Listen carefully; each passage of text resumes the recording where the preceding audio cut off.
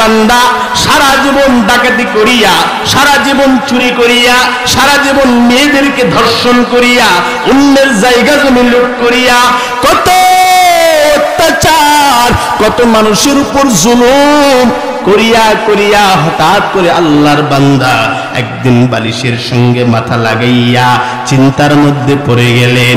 এক সময় আমার বয়স ছিল 20, আবার 20 থেকে হয়ে গেল 30, 30 থেকে 40, 40 থেকে 50। এক সময় আমারে দেখলে ভয়ে সবাই সালাম দিত, আমারে দেখলে রাস্তাটা সাইড দিত, সবাই আমারে সম্মান করত। কিন্তু আজকে না, আজকে তাকাইয়া দে, আমার শরীরের মধ্যে শক্তি নাই, আমার চামড়াগুলো আগের মতো টাইট নাই, আমার শরীরটা আজকে কাবু হয়ে গেল, আমার শরীরের শক্তি শেষ হয়ে গেল। আল্লাহর বান্দা চিন্তা করে, এই অবস্থায় যদি আমি কবরে যাই, রাসূলের হাদিস পড়েছি, দুই পাশের মাটি এত জোরে চাপ মারবে, এক পাশের হাড়গুলো আরেক পাশের মধ্যে ঢুকে যাবে, আমার কি উপায় হবে? আল্লাহর বান্দা চিন্তার মধ্যে পড়ে গেলেন। কিরে, আমার তো তওবা করার দরকার, আমার তো মালিকের দরবারে সিলিন্ডার করার দরকার। আমি যদি আমার মালিকের দরবারে ধরা যদি না দে, মৃত্যুর পরে তো আমার কবরের মধ্যে আযাব শুরু হয়ে যাবে। আল্লাহর বান্দা চিন্তা করতে করতে এমন সময় ফজরের আযান, আসসালাতু খায়রুম মিনান নাউম, এমন সময় মুয়াজ্জিন যখন ফজরের আযান দিয়ে দিল, এই ডাকাত আল্লাহর বান্দা মসজিদের দিকে একটা দৌড় মারছে। মুয়াজ্জিন ডাক দিয়া বলে, কি ও ডাকাত, এত রাত্রে কেন? তুই তো কোনোদিন মসজিদে আসো নাই, এতদিন ধরে নামাজ পড়াইলাম, তোমার তো কোনোদিন মসজিদে দেখলাম না। ডাক দিয়া বলে, রে মুয়াজ্জিন, তাকাইয়া দেখ, আজকে আমি আর ডাকাত না, আজকে আমার হাতের মধ্যে হাসা নাই, আমার হাতের মধ্যে কোনো অস্ত্র নাই। এই মুয়াজ্জিন, তাকাইয়া দেখ, আমি ডাকাতের শরীরের মধ্যে শক্তি নাই, আমি বালিশের সঙ্গে মাথা লাগাইয়া চিন্তা করলাম, আমি আমার রবের দরবারে যদি তওবা না করি, আমি আবার মালিকের দরবারে যদি তওবা না করে যদি মারা যাই, আমার কবরের মধ্যে আযাব তো শুরু হয়ে যাবে। আমি চিন্তা করলাম, আমার মালিকের দরবারে তওবা করার দরকার, এই জন্য তোর কাছে আসলাম। এর মুয়াজ্জিন, তওবা করে দাও। মুয়াজ্জিন ডাক দিয়া বলে, এ ডাকাত, না না, সর্বপ্রথম ওযু বানাইয়া আগে নামাজ পড়, এরপরে ইমাম আসবে, তারপরে তোর তওবা করায়া দিবি। ডাকাত আল্লাহর গোলাম সুন্দর করে ওযু বানাইয়া নামাজ পড়ে ইমাম সাহেবের অপেক্ষায় রইলেন। ইমাম সাহেব নামাজ পড়ার পর পূর্ব দিকে ফিরাইলেন, মুখ যখন ফিরাইলেন, এমন সময় ইমামের হাতটা ধরিয়া ডাক দিয়া বলেন, ইমাম, আবার একটু তওবা করাইয়া দাও। তাকাইয়া দেখ, আমার শরীরের মধ্যে শক্তি নাই। এক সময় আমার মানুষে দেখলে সালাম দিত, আর কেউ সালাম দেয় না। আগে আমারে দেখলে রাস্তা ফাঁকা করে দিত, না রে ইমাম না, এখন আমারে সবাই থুতা দেয়। এর ইমাম, আমার একটু তওবা করাইয়া দাও, আমি আমার মালিকের দরবারে সিলিন্ডার হইতে চাই।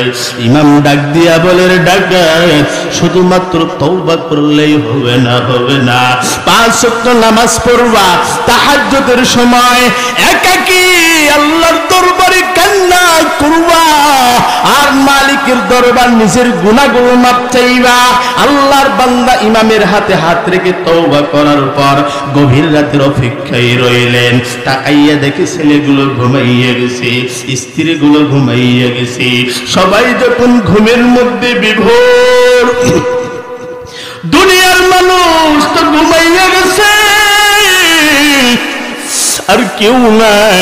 আল্লাহর বান্দা সুন্দর করে ওযু বানাইয়া জায়নামাজটা বিছাইয়া বিছাইয়া আল্লাহর দরবারে তওবা করিয়া নামাজ পড়ে, আর নামাজ পড়ার পর হাত দুইটা তুলে দিয়া ডাক দিয়া বলে, রে মালিক, দয়া করে মায়া করে জীবনের সব গুনাহগুলো মাফ করে দাও।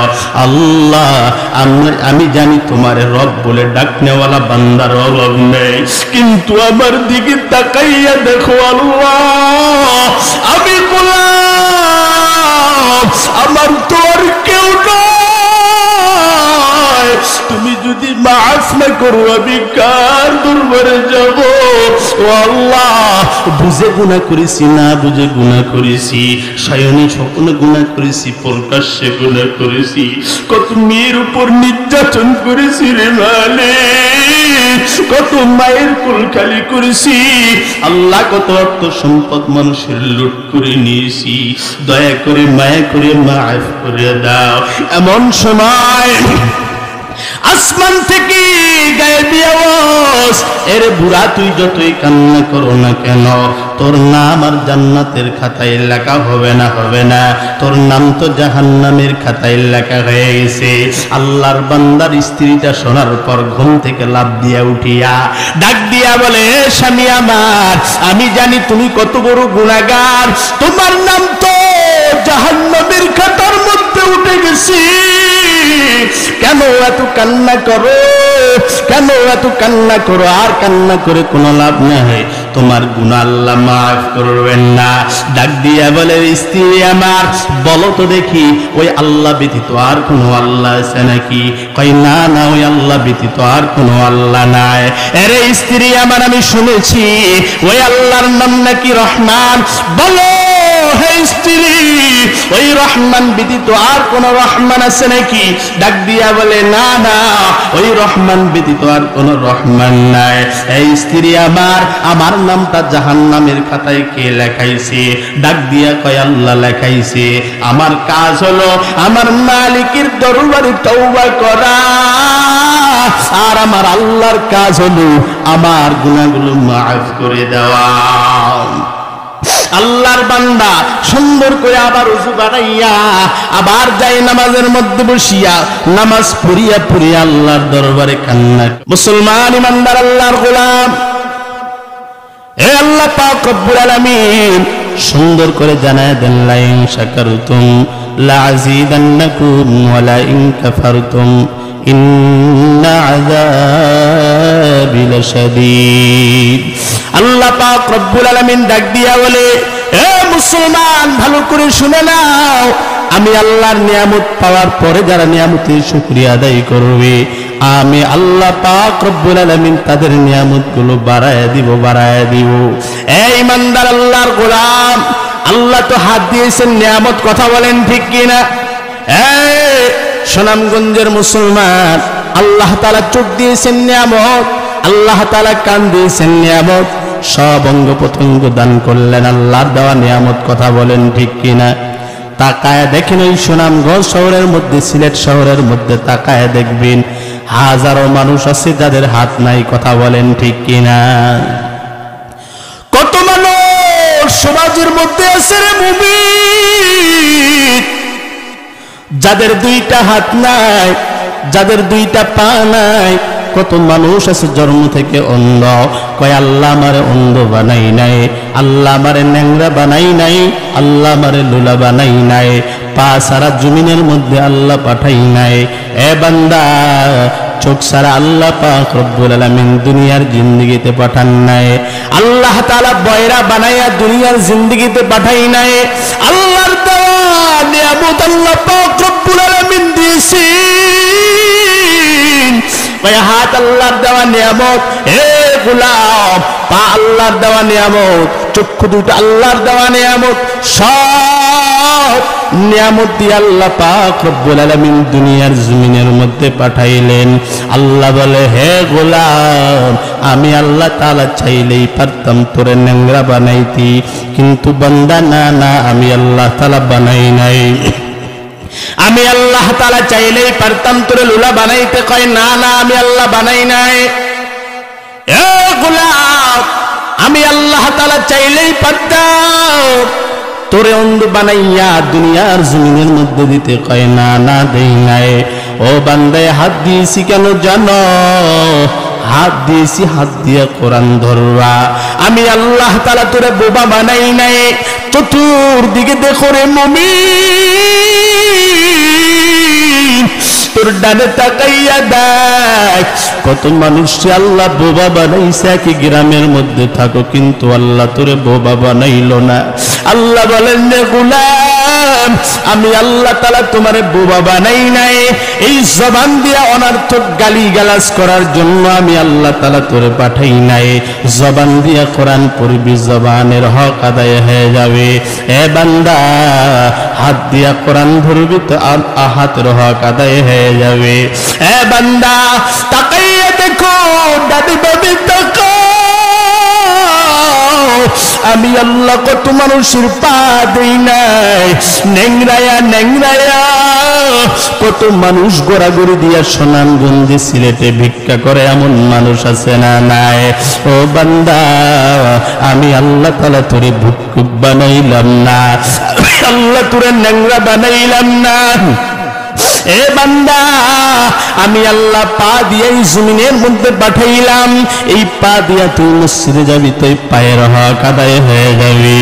এ গোলাম, তাকাইয়া দেখ ডানে বামে একটু খেয়াল করে দেখ, কত মানুষের চোখ নাই। আমি আল্লাহ তোরে কানা বানাই নাই। এ আমি আল্লাহ তো তোরে দৃষ্টি শক্তি দিয়েছি রে মুমিন। এই চোখ দিয়ে আমি আল্লাহর কোরআন দেখবা। আমি আল্লাহ যত নিয়ামত পাঠাইলাম সব নিয়ামত গুলো দেখবা। এ মুমিন ভাই, এই সিলেট সুনামগঞ্জের মুসলমান ভালো করে শুনে নাও, এই পুরা বাংলাদেশের মধ্যে যত নিয়ামত আছে সব থেকে বড় নিয়ামত আল্লাহ এই সিলেটের জমিনে দিয়েছেন। কথা বলেন ঠিক কিনা? এই সিলেটের জমিনের মধ্যে শুয়ে আছেন শাহজালাল রহমতুল্লাহি আলাইহি, যিনি যার হুঙ্কারে বাতিলেরা থরথর করে কাঁপতো। হেরে মুমিন, এই জমিনটা তো পবিত্র জমিন। আল্লাহ তাআলা তোমাদের কি পবিত্র জমিনের মধ্যে পাঠাইছেন। আল্লাহ বলেন, এ গোলাম, কোন নিয়ামতের তোমরা অস্বীকার করবা? সব নিয়ামত গুলো তো আমি আল্লাহ তাআলা তোমারে দিয়ে দিলাম। এই জন্য আল্লাহ বলেন, লা ইন শাকারতুম লা আযীদান্নাকুম ওয়া লা ইন কাফারতুম ইন্না আযাবি লাশাদীদ। কোন বান্দা যদি আমি আল্লাহর নিয়ামত পাওয়ার পরে নিয়ামতের শুকরিয়া আদায় করে, আমি আল্লাহ তাআলা তার নিয়ামত গুলো বাড়ায়া দেই। এই জন্য মায়ার নবী আবার ডেকে ডেকে বলে, রে উম্মত, যদি বিপদের মধ্যে পড়ে যাও তবুও বলবা আলহামদুলিল্লাহ।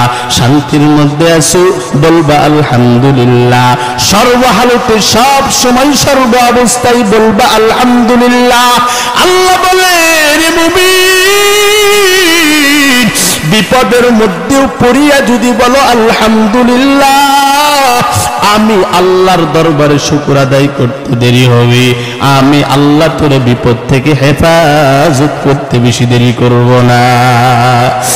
ইমামুল আউয়ালিন আল আখিরিন বাহরে সাদকা রাহমাতাল লিল আলামিন। এ মুসলমান ইমানদার আল্লাহর গোলাম, আল্লাহর দেওয়া হাত পাইয়া, আল্লাহর দেওয়া কান পাইয়া, আল্লাহর দেওয়া চোখ পাইয়া, আল্লাহর দেওয়া জবানটারে পাইয়া রে মুমিন, তুই তো তোর রব্বরে ভুলে গেছো। আল্লাহ বলে, এ গোলাম, আমি আল্লাহ তাআলা চাইলেই পারতাম জাগার মধ্যে যখন গুনাহ করো পা দুটো ন্যাংরা করে দিতে, যখন হাত দিয়া অন্যায় করো আমি আল্লাহ তাআলা পারতাম হাতটা অবশ করে দিতে। এই জবান দিয়া যখন মিথ্যা কথা বলো, গালি দাও, আমি আল্লাহ তাআলা চাইলেই পারতাম এই জবানটা তোরে বন্ধ করে দিতে, কিন্তু না, আমি আল্লাহ তাআলা জবানের মধ্যে তালা মেরে দেই নাই। আমি আল্লাহ হাত দুইটা পঙ্গু করে দেই নাই, পা দুটাও লোলা করে দেই নাই। কয় কারণ কি জানা হে মুমিন? আল্লাহ পাক রব্বুল আলামিন ডাক দিয়া বলেন, আল ইয়াউমা নাখতিমু আলা আফওয়াহিহিম ওয়া তুকাল্লিমুনা أيديهم وتشهد أرجلهم بما كانوا يكسبون আল্লাহ পাক রব্বুল আলামিন ডাক দিয়া বলেন কিয়ামতের ময়দানে আমি আল্লাহর দেওয়া হাত এই নিয়ামতকে প্রশ্ন করব, হে মুমিন তুমি হাত দিয়ে কি অপরাধ করেছো? আমি আল্লাহর দেওয়া নিয়ামত চক্ষুটারে প্রশ্ন করব, তুমি চোখ দিয়ে কি গুনাহ করেছো? আমি আল্লাহর দেওয়া নিয়ামত এই অঙ্গ প্রত্যঙ্গগুলোকে প্রশ্ন করব, সব অঙ্গ প্রত্যঙ্গগুলো তোর বিপক্ষে সাক্ষী দিবে, সাক্ষী দিবে। হে মুসলমান ইমানদার আল্লাহর গোলাম, আল্লাহ তাআলার শ্রেষ্ঠ মাখলুকাত হইয়া হে মুমিন আল্লাহ তাআলার প্রশংসা আদায় করতে পারো না? এ মুমিন ভালো করে শুনে নাও, আল্লামা সাবরি থানভী রাহমাতুল্লাহি আলাইহি তার কিতাবের মধ্যে উম্মতকে বোঝানোর জন্য সুন্দর একটা ঘটনা টানছেন। আল্লাহর এক গোলাম যুবক রাস্তা দিয়ে হাইটে যাইতেছেন, তাকাইয়া দেখে বিশাল বড় একটা বিল্ডিং দেখে যায়। আল্লাহর বান্দা যুবক তাকাইয়া দেখে এত সুন্দর বিল্ডিং, আমি আমার বাবার জন্মেও কোনোদিন এত সুন্দর বিল্ডিং দেখি নাই। মূলত আমরা যেটা দেখি না, নতুন কোনো জায়গায় গেলে দেখার আগ্রহটা একটু বেড়ে যায়, কথা বলেন ঠিক কিনা? যেটা দেখি নাই, আমরা তো শাহজালালের মাজার দেখি নাই, যদি সিলেটের জমিনে কোনোদিন যায় মনে বড় আগ্রহ যে শাহজালাল রহমতুল্লাহি আলাইহির কবরটা একটু জিয়ারত করি, কথা বলেন ঠিক কিনা? এই যে আসার সময় দেখলাম সুন্দর বিশাল বড় বড় পাহাড় আপনাদের এলাকায় দেখা যায়, আমাদের ওই এলাকায় তো সমতল এলাকায় কোনো পাহাড় নাই। মনে একটু স্বাদ জাগলো পাহাড়টা দেখবো, কিন্তু সময় পাইলাম না, এই জন্য দেখা হইল না। এ মুমিন ভাই, যেটা দেখি নাই হঠাৎ করে যদি চোখের সামনে যদি হাজির হয়ে যায়, দেখার জন্য মানুষ পাগল হয়ে যায়, কথা বলেন ঠিক কিনা? আল্লাহর বান্দা যুবক রাস্তা দিয়ে হাইটে যাইতেছেন, কিন্তু তাকায় দেখেন অনেক আগেকার মডেলের একটা জমিদার বাড়ি দেখা যায়। এত সুন্দর জমিদার বাড়ি আল্লাহর বান্দা কোনোদিন দেখে নাই। আল্লাহর বান্দা দেখার জন্য আগ্রহ বেড়ে গেছে। আল্লাহর বান্দা বাসার মধ্যে ঢুকে গেছে, কিন্তু তাকাইয়া দেখে বাসার মধ্যে কেউ নাই। তাকাইয়া দেখে দেওয়ালের মধ্যে সুন্দর করে খোদাই করে লেখা আছে, এই বিল্ডিং এর ইতিহাস যদি তুমি জানতে চাও তাহলে অমুক গ্রামে যাও, তাহলে তুমি এই বিল্ডিং এর ইতিহাসটা তুমি জানতে পারবা। কিন্তু আল্লাহর বান্দা তাকাইয়া দেখে মাটির নিচে সুন্দর একটা কবর, ডাক দিয়া বলে কবর টাকার, কিন্তু কোনো মানুষ তো নাই। দেওয়ালের মধ্যে সুন্দর করে লেখা আছে, এত সুন্দর বিল্ডিং এবং এই কবরের ইতিহাস যদি তুমি জানতে চাও তাহলে অমুক গ্রামে যাও, তাহলে তোমার ইতিহাসটা তোমার জানা হয়ে যাবে। আল্লাহর গোলাম তো প্রথমে ভাবছিল এত সুন্দর ঘর আমি একটু দেখব, কিন্তু না না, আল্লাহর বান্দা ঘরের মধ্যে ঢোকার পর যে রহস্যটা পেয়েছে, আল্লাহর বান্দার মনে বড় সাজ জাগলো। এই এত সুন্দর কবর আমি দেখতে পাইলাম, এই কবরটা কার আমি যদি না শুনি, না যদি জানি, তাহলে আমার অন্তরের মধ্যে বড় কষ্ট লাগবে।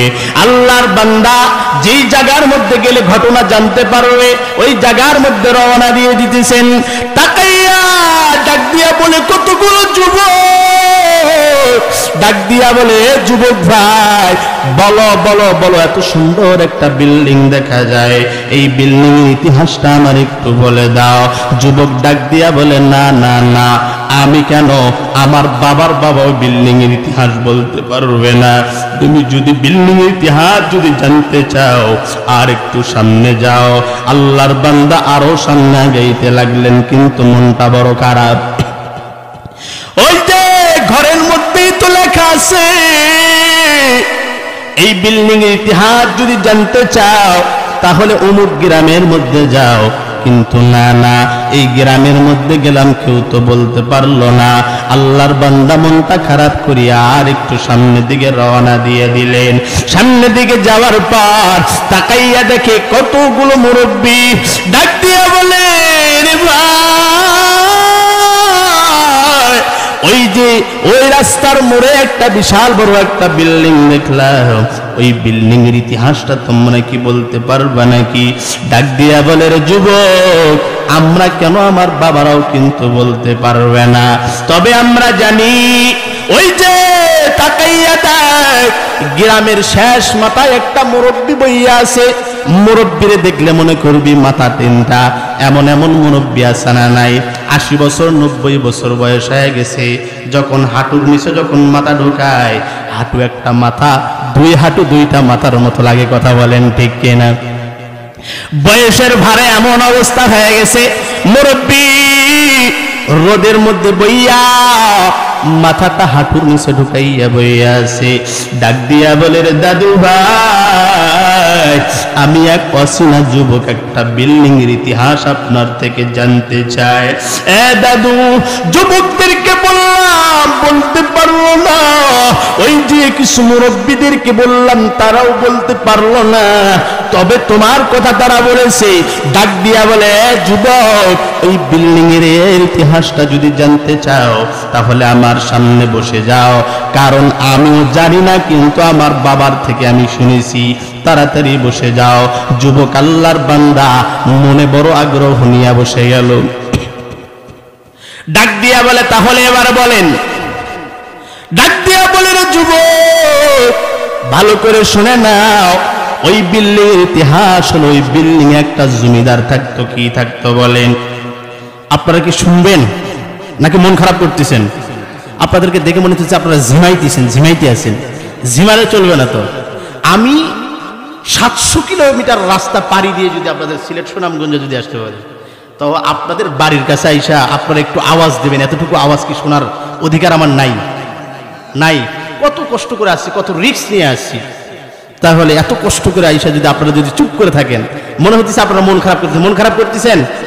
একটু দুইটা হাত তোলেন তো দেখি ভাই, সবাই তোলেন, সবাই একটা তাকবীর দেন।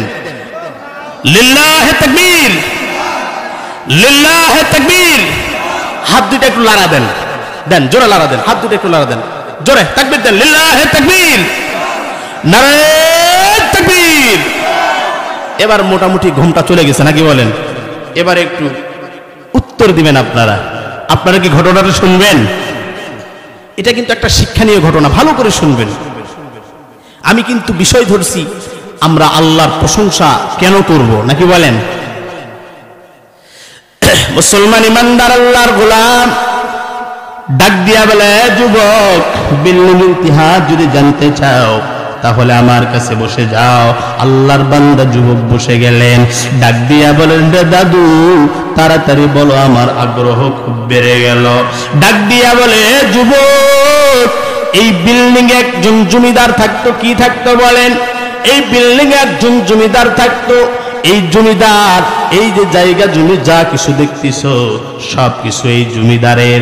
এই যে আমার বসত ভিটা দেখতেছ এটাও সেই জমিদারের।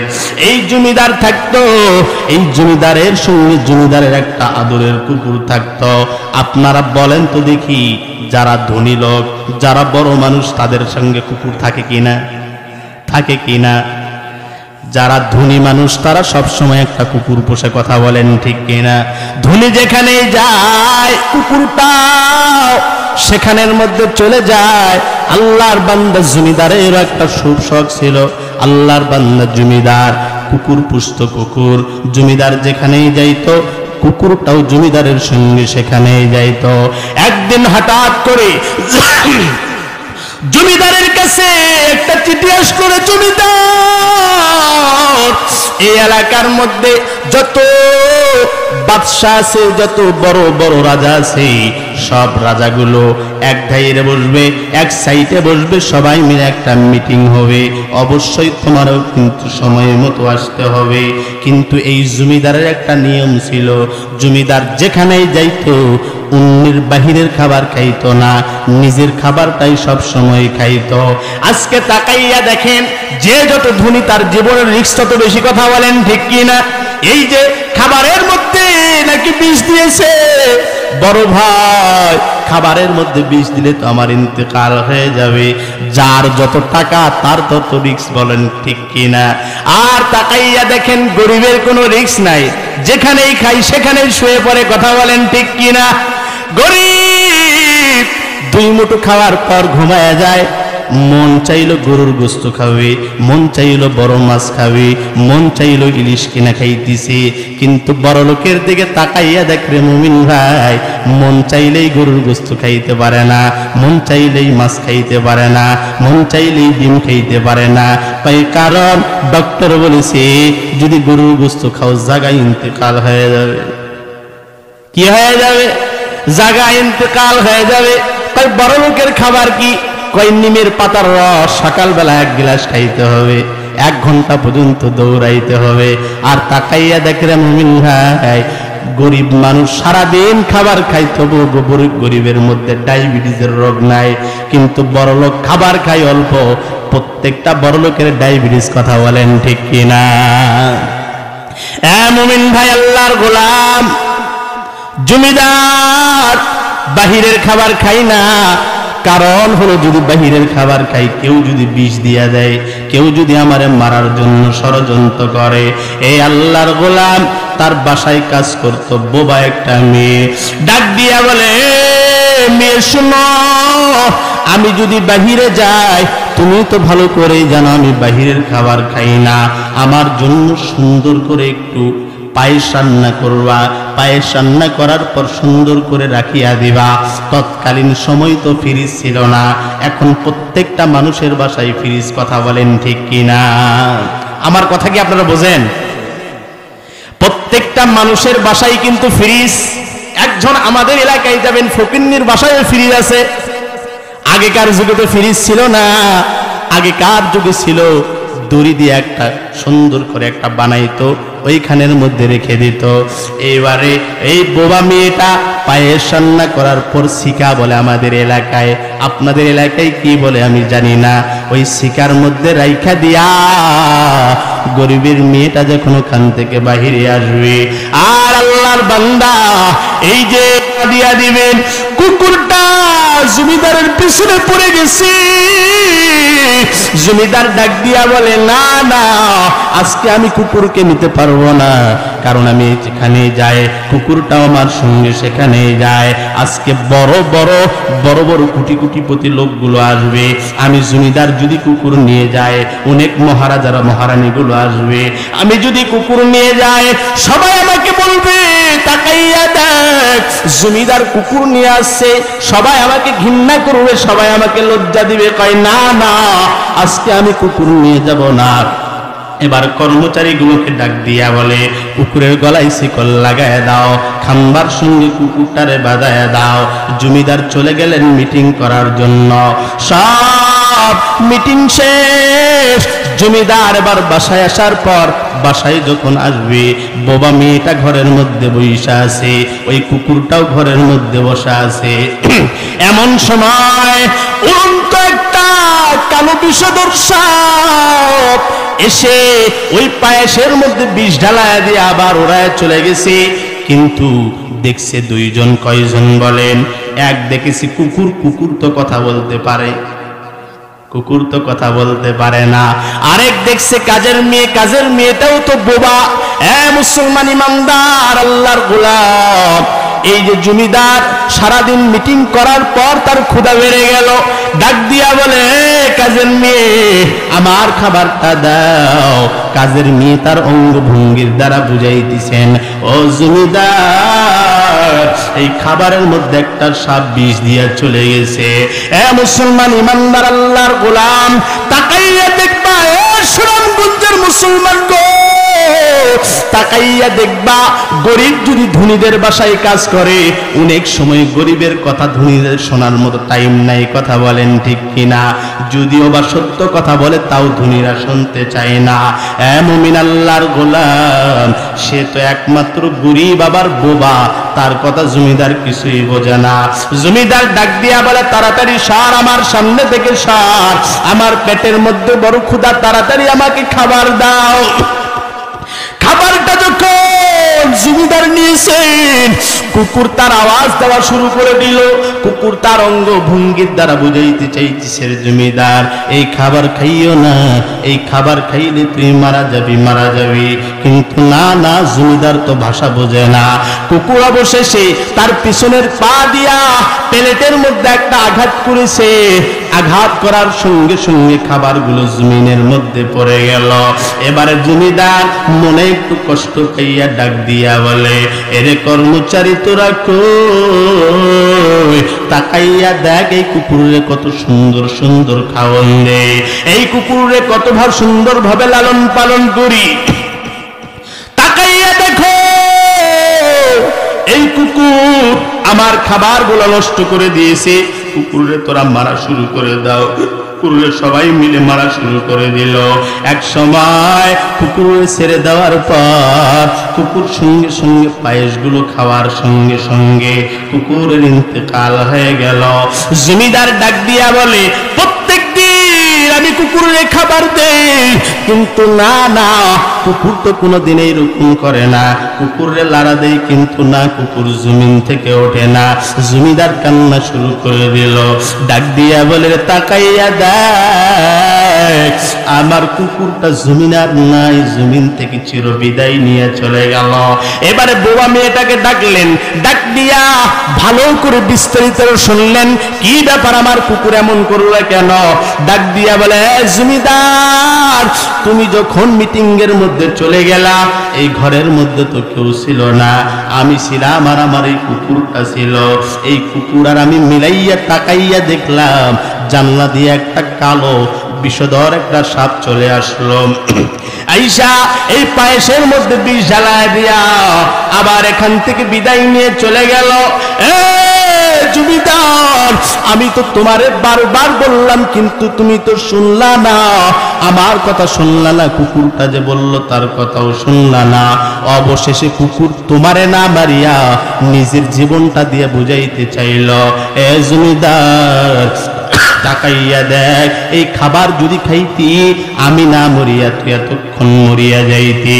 ডাক দিয়া বলে, এই যে আমার কুকুর আবার মারবে না, আমি যেন না মরিয়া যায়, এই জন্য নিজের জীবন দিয়ে বুঝাইল, এ মালিক আমি তোমার কঠিন ভক্ত, আমি তোমার কঠিন ভক্ত, কিন্তু কুকুরে কোনোদিন মেনু কার্ড দিয়া খাবার দেয় নাই, কুকুরে কোনোদিন সুন্দর থাকার ব্যবস্থা করে দেয় নাই।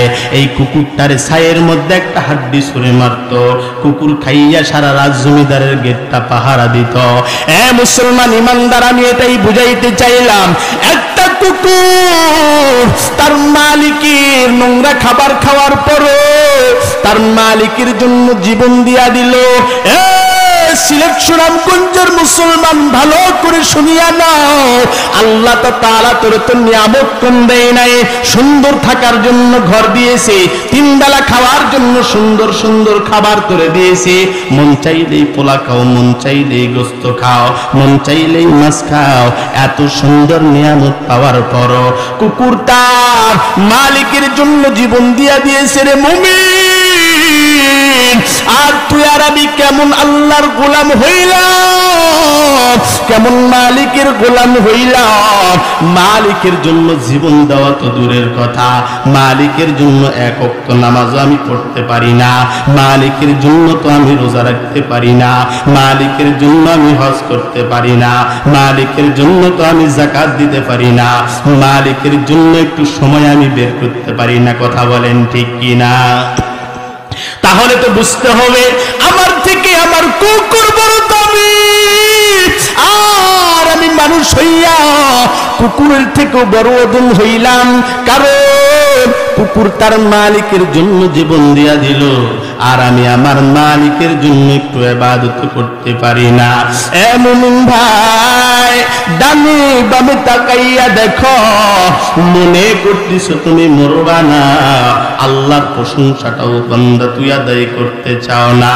এত সুন্দর নিয়ামত আমার আল্লাহ তোমারে আমারে দান করলেন রে বাবা।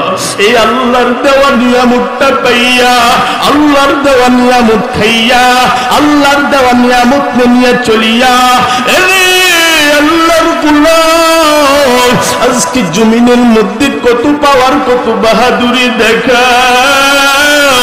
এই জমিনটা ছাইরা একদিন চলে যাইতে হবে। এই জমিন রে চিরতরে সালাম জানাইয়া একদিন তোর চির বিদায় নিয়ে চলে যাইতে হবে রে বাবা। ওই দিন তুই কি করবি একটু চিন্তা ভাবনা করে দেখ।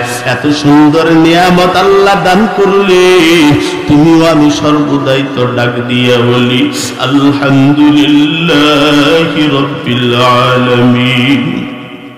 আল্লাহ আমরা তোমার ওই প্রশংসা করি, জবানের মধ্যে বলো আল্লাহ। আমরা তো তোমার ওই প্রশংসা করি, মসজিদের মধ্যে বলতেছ রে মুমিন আল্লাহ আমরা তোমার ওই প্রশংসা করি, কিন্তু মসজিদ থেকে বাহির হওয়ার পর আল্লাহর প্রশংসা বাদ দিলা, কোন মালিকের প্রশংসা আদায় করো? আল্লাহর প্রশংসা বেশি বেশি আদায় করো। আল্লাহ বলেন যত বেশি প্রশংসা আদায় করবা তত বেশি আমি আল্লাহ নিয়ামত তোরে বাড়ায় দিব। আল্লাহ তো তোরে আমারে মুমিন বানাইয়া দুনিয়ার জিন্দেগিতে পাঠাইলেন। আল্লাহ তো তোমারে আমারে ঈমানদার বানাইয়া জমিনের মধ্যে পাঠাইছে। আল্লাহ তাআলা বেঈমান বানাইয়া পাঠাই নাই, আল্লাহ তাআলা মুশরিক বানাইয়া পাঠাই নাই, আল্লাহ তাআলা কাফের বানাইয়া পাঠাই নাই, আল্লাহ তাআলা খ্রিস্টান বানাইয়া পাঠাই নাই। তোমারে আমারে আল্লাহ কত দয়া করে মায়া করে মুসলমান বানাইয়া পাঠাইছে। এ বান্দা, এত বড় আল্লাহর নিয়ামত পাওয়ার পর রবের কেন শুকরিয়া আদায় করো না? কেন শুকরিয়া আদায় করো না? আল্লাহ বলে গোলাম আমি আল্লাহ তাআলা জবান দিলাম, এই জবান দিয়ে আমি আল্লাহর নাম বলবি, কিন্তু বান্দারে না, এই জবান দিয়ে আমি আল্লাহরে একবার আল্লাহ বলে ডাকো না।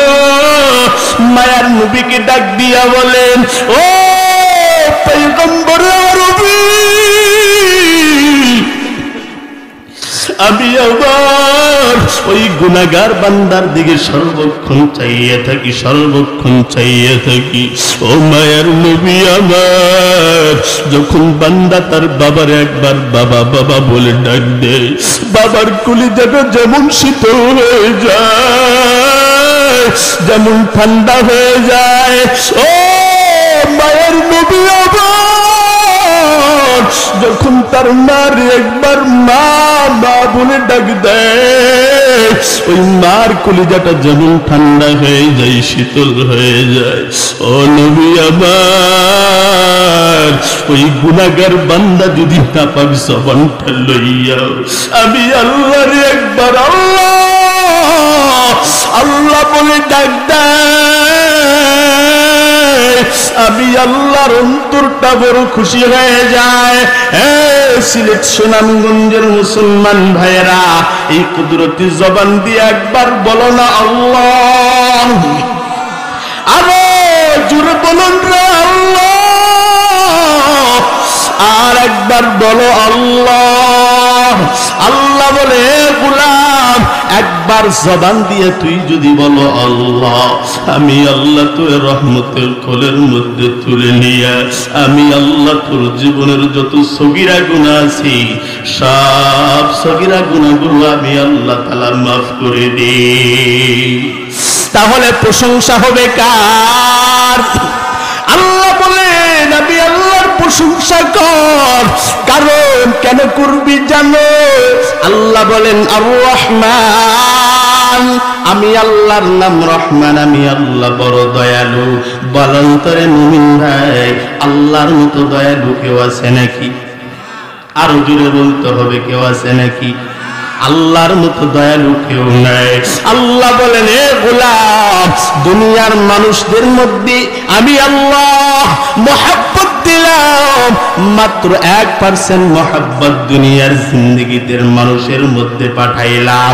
এ মায়ের মধ্যে 1% মহব্বত, বাবার মধ্যে মাত্র 1% মহব্বত, সব প্রেমিকার মধ্যে 1% মহব্বত, স্ত্রীর মধ্যে 1% মহব্বত, সন্তানের মধ্যে মাত্র 1% মহব্বত, 1% মহব্বত দেওয়ার কারণে এই সন্তানের জন্য মা গলায় দড়ি দেয়। কথা বলেন ঠিক কিনা?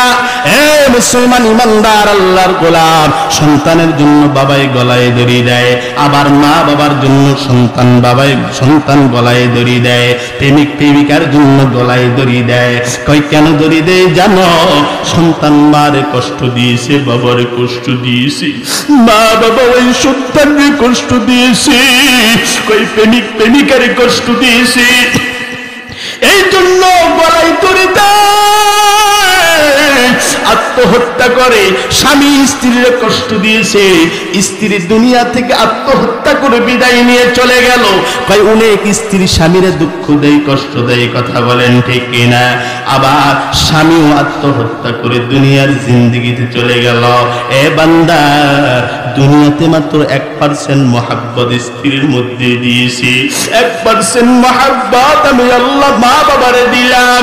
1% মহব্বত দুনিয়ার মানুষ সহ্য করতে পারে না, আমি আল্লাহর কাছে 99% মহব্বত।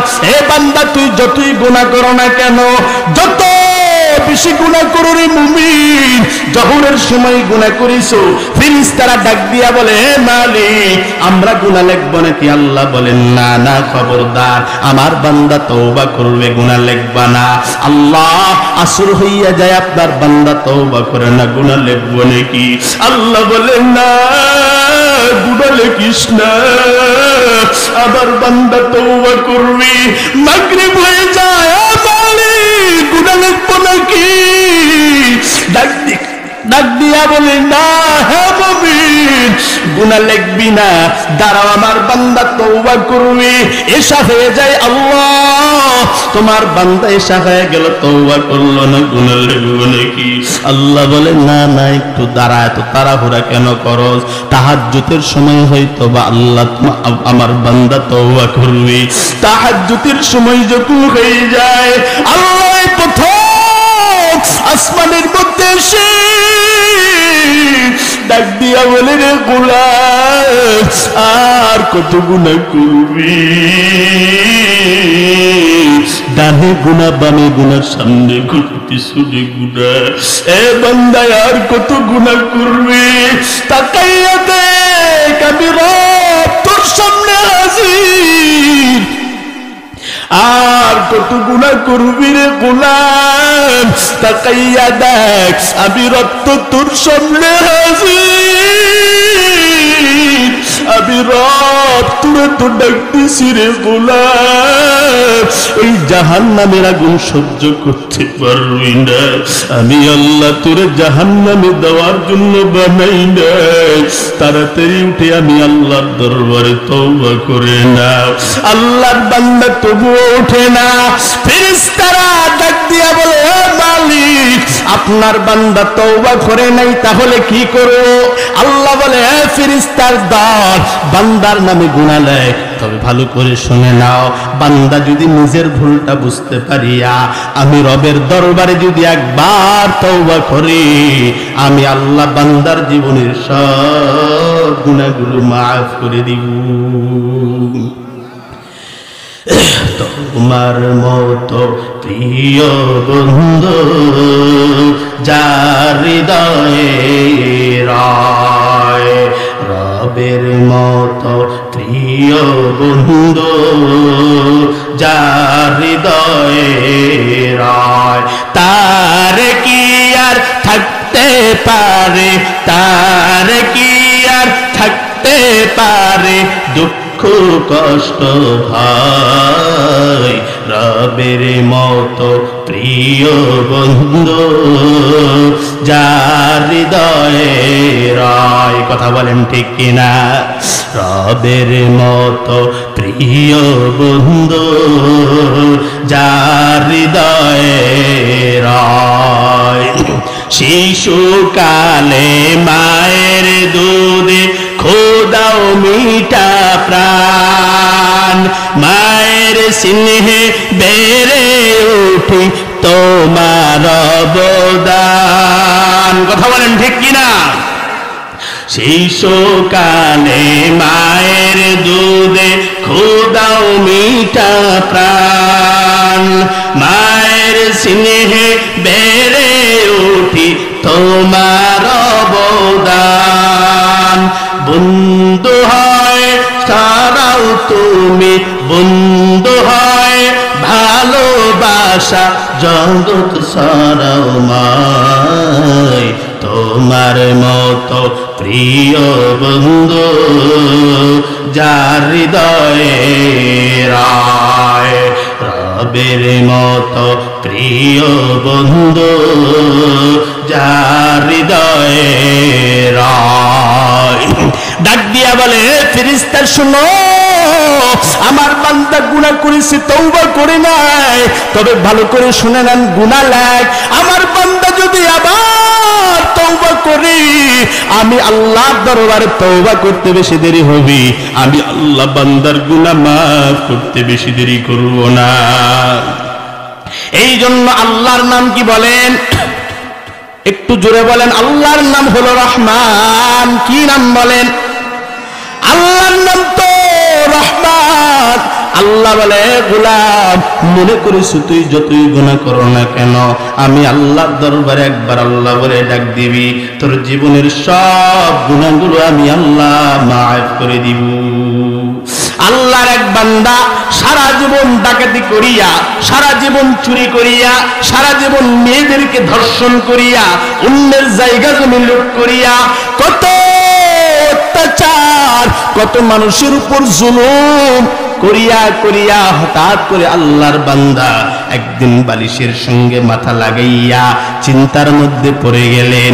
এক সময় আমার বয়স ছিল 20, আবার 20 থেকে হয়ে গেল 30, 30 থেকে 40, 40 থেকে 50। এক সময় আমারে দেখলে ভয়ে সবাই সালাম দিত, আমারে দেখলে রাস্তাটা সাইড দিত, সবাই আমারে সম্মান করত। কিন্তু আজকে না, আজকে তাকাইয়া দেখ, আমার শরীরের মধ্যে শক্তি নাই, আমার চামড়াগুলো আগের মতো টাইট নাই, আমার শরীরটা আজকে কাবু হয়ে গেল, আমার শরীরের শক্তি শেষ হয়ে গেল। আল্লাহর বান্দা চিন্তা করে, এই অবস্থায় যদি আমি কবরে যাই, রাসূলের হাদিস পড়েছি, দুই পাশের মাটি এত জোরে চাপ মারবে, এক পাশের হাড়গুলো আরেক পাশের মধ্যে ঢুকে যাবে, আমার কি উপায় হবে? আল্লাহর বান্দা চিন্তার মধ্যে পড়ে গেলেন।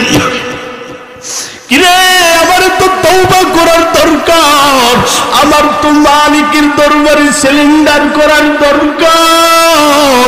আমি যদি আমার মালিকের দরবারে ধরা যদি না দে, মৃত্যুর পরে তো আমার কবরের মধ্যে আযাব শুরু হয়ে যাবে।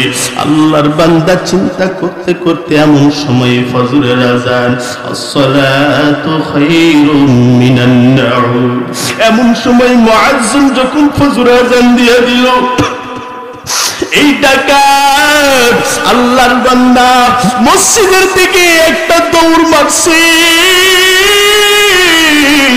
মুয়াজ্জিন ডাক দিয়া বলে, কি ও ডাকাত, এত রাত্রে কেন? তুই তো কোনোদিন মসজিদে আসো নাই, এতদিন ধরে নামাজ পড়াইলাম, তোমার তো কোনোদিন মসজিদে দেখলাম না। ডাক দিয়া বলে, রে মুয়াজ্জিন, তাকাইয়া দেখ, আজকে আমি আর ডাকাত না, আজকে আমার হাতের মধ্যে হাসা নাই, আমার হাতের মধ্যে কোনো অস্ত্র নাই।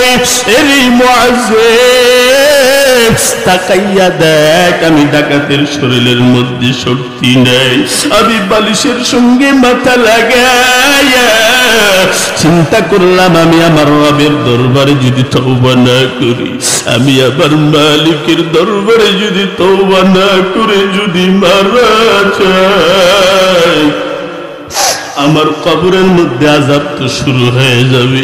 আমি চিন্তা করলাম, আমার মালিকের দরবারে তওবা করার দরকার, এই জন্য তোর কাছে আসলাম। এই মুয়াজ্জিন, তওবা করে দাও। মুয়াজ্জিন ডাক দিয়া বলে, হে ডাকাত, না না, সর্বপ্রথম ওযু বানাইয়া আগে নামাজ পড়, এরপরে ইমাম আসবে, তারপরে তোর তওবা করায়া দিবি। ডাকাত আল্লাহর গোলাম সুন্দর করে ওযু বানাইয়া নামাজ পড়ে ইমাম সাহেবের অপেক্ষায় রইলেন। ইমাম সাহেব নামাজ পড়ার পর পূর্ব দিকে ফিরাইলেন। মুখ যখন ফিরাইলেন, এমন সময় ইমামের হাতটা ধরিয়া ডাক দিয়া বলেন, ইমাম আবার একটু তওবা করাইয়া দাও। তাকাইয়া দেখ আমার শরীরের মধ্যে শক্তি নাই। এক সময় আমার মানুষে দেখলে সালাম দিত, আর কেউ সালাম দেয় না। আগে আমার দেখলে রাস্তা ফাঁকা করে দিত, না রে ইমাম না, এখন আমার সবাই ছুটা দেয়।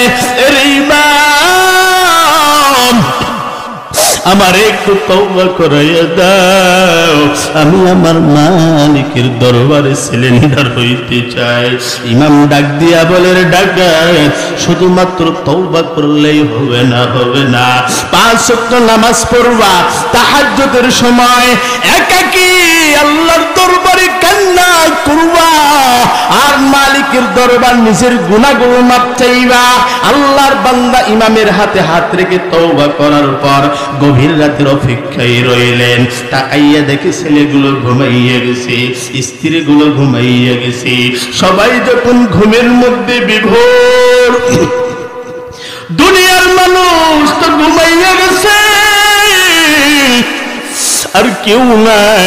আল্লাহর বান্দা সুন্দর করে ওযু বানাইয়া যাই নামাজটা বিছাইয়া বিছাইয়া আল্লাহর দরবারে তওবা করিয়া নামাজ পড়ে, আর নামাজ পড়ার পর হাত দুইটা তুলে দিয়া ডাক দিয়া বলে, রে মালিক, দয়া করে মায়া করে জীবনের সব গুনাহগুলো মাফ করে দাও। আল্লাহ আমি জানি তোমার রব বলে ডাকনেওয়ালা বান্দার অভাব নেই, কিন্তু আমার দিকে তাকাইয়া দেখো আল্লাহ, আমি গোলাম, আমার তো আর কেউ নয়। তুমি যদি মাফ না করো আমি কার দরবারে যাব? ও আল্লাহ, বুঝে গুনাহ করেছি, না বুঝে গুনাহ করেছি, শয়নে স্বপ্নে গুনাহ করেছি, প্রকাশ্যে গুনাহ করেছি, কত মেয়ের উপর নির্যাতন করেছি রে মালিক, কত মায়ের কুল খালি করেছি আল্লাহ, কত অর্থ সম্পদ মানুষের লুট করে নিয়েছি, দয়া করে মায়া করে মাফ করে দাও।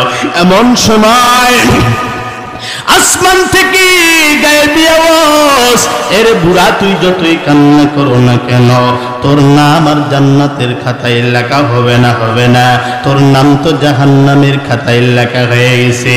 আল্লাহর বান্দার স্ত্রীটা শোনার পর ঘুম থেকে লাফ দিয়া উঠিয়া ডাক দিয়া বলে, স্বামী আমার, আমি জানি তুমি কত বড় গুনাহগার, তোমার নাম তো জাহান্নামের খাতার মধ্যে উঠে গেছে, কেন এত কান্না করো, কেন এত কান্না করো? আর কান্না করে কোনো লাভ নাই, তোমার গুনাহ আল্লাহ মাফ করবেন না।